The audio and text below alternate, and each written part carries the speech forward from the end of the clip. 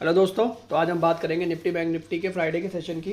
And हमें अब Monday को क्या देखने को मिल सकता है। आज शनिवार का दिन है जब मैं वीडियो रिकॉर्ड कर रहा हूँ एंड कल संडे है, छुट्टी है।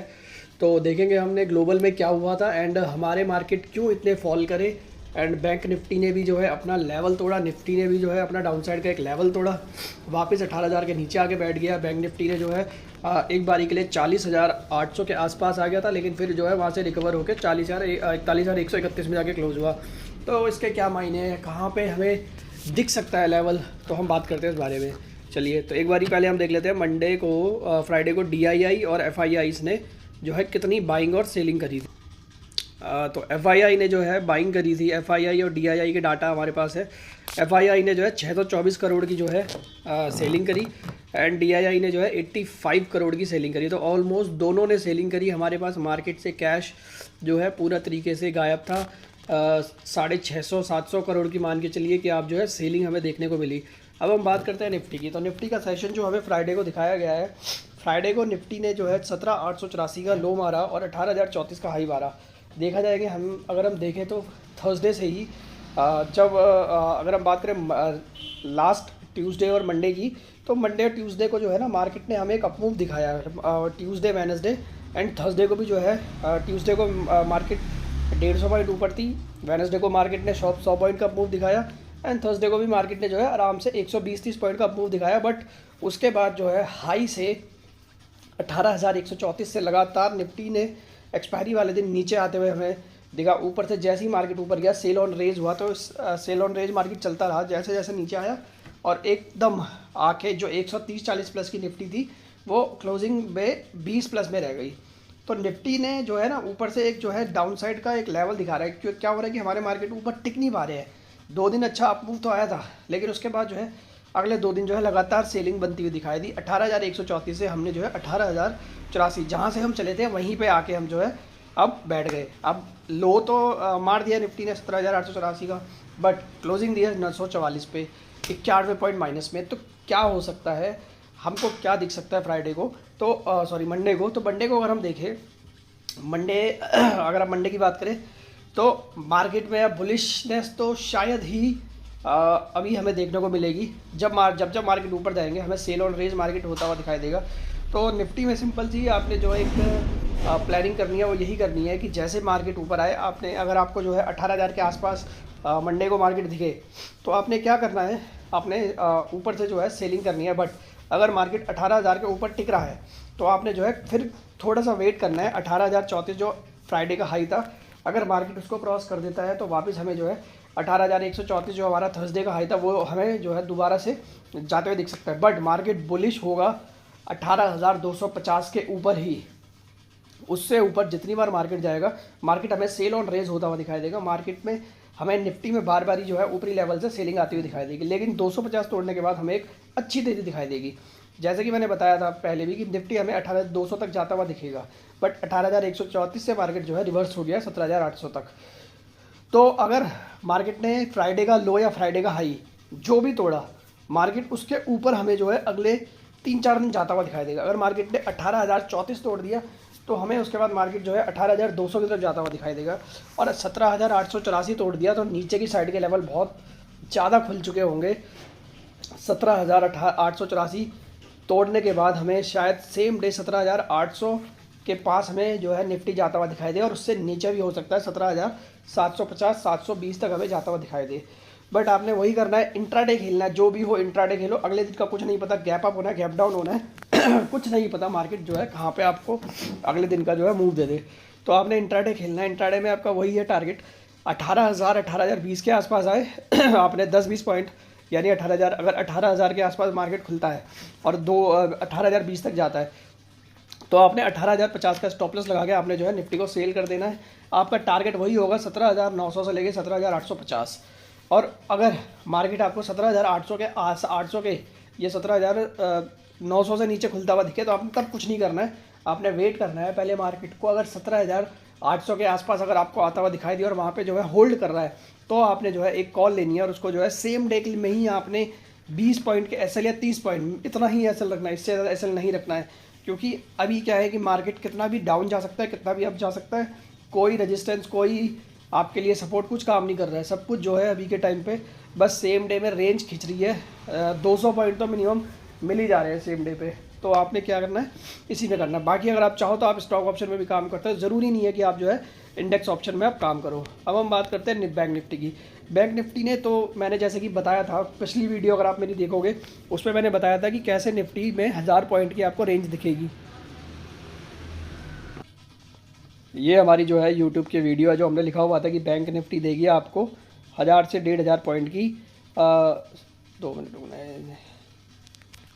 अगर आप देखो इस पर हमने लिखा हुआ था कि आज भी क्या बैंक निफ्टी ने बोर एंड कल आएगा एक तूफान जिसमें हमें जो है बैंक निफ्टी और निफ्टी में 500 से 1000 पॉइंट की रैली आपको देखने को मिलेगी। लिखा हुआ है हमने इसके डिस्क्रिप्शन में, आप जाके जो है वीडियो चेक कर सकते हो।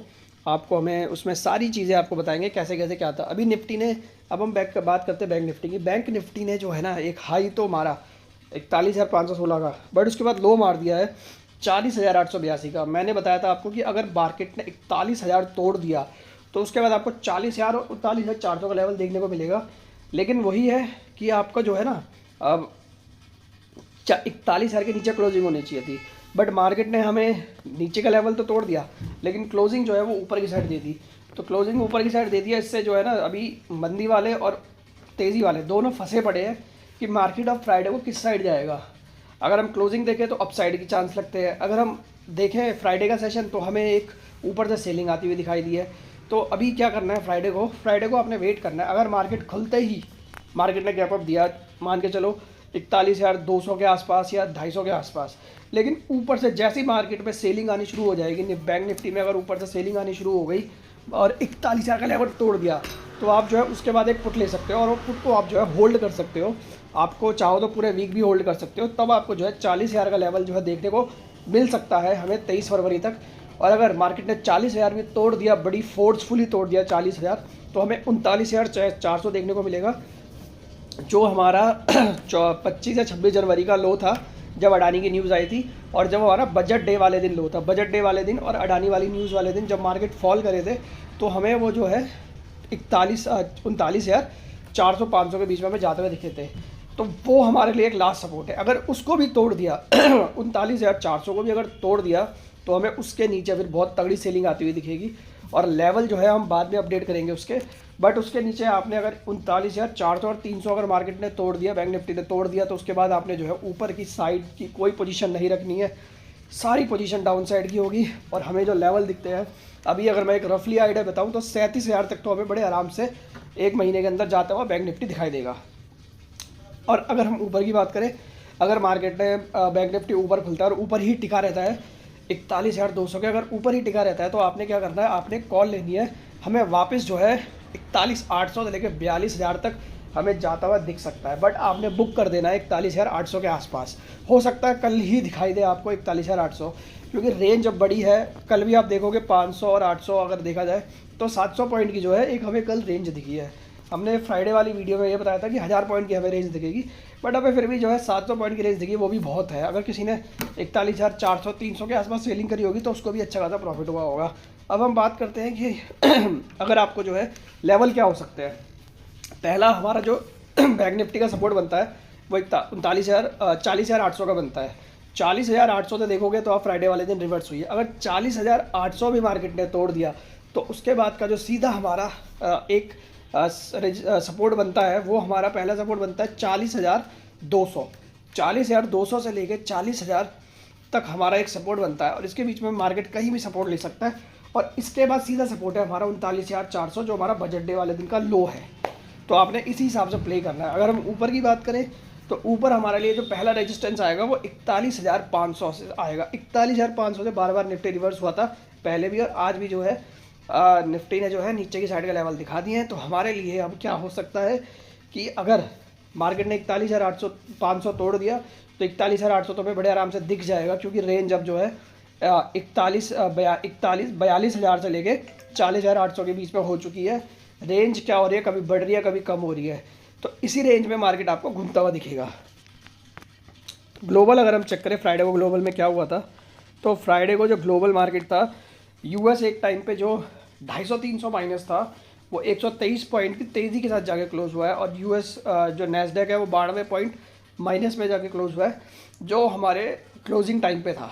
तो अगर हम बात करें डाउ की, तो डाउ में रिकवरी आई है बट नैस्डैक में रिकवरी नहीं आई, और सारे टैक्स शेयर इसी में ही है। अगर हम बात करें डैक्स की, तो जब हमने क्लोजिंग करी थी तो डैक्स 200 माइनस था, लेकिन क्लोजिंग कहाँ हुई है 3 माइनस में, तो डैक्स में पूरी रिकवरी आ चुकी थी। बट हमारे मार्केटों में अगर हम अपने निफ्टी की बात करें, तो निफ्टी जो हमने छोड़ा था 100-110 माइनस पे, वो 91 माइनस में जाके क्लोजिंग हुई है। तो ऑलमोस्ट हमने 20 पॉइंट अभी हम जो है गैप अप में घुल सकते हैं इसे देख के।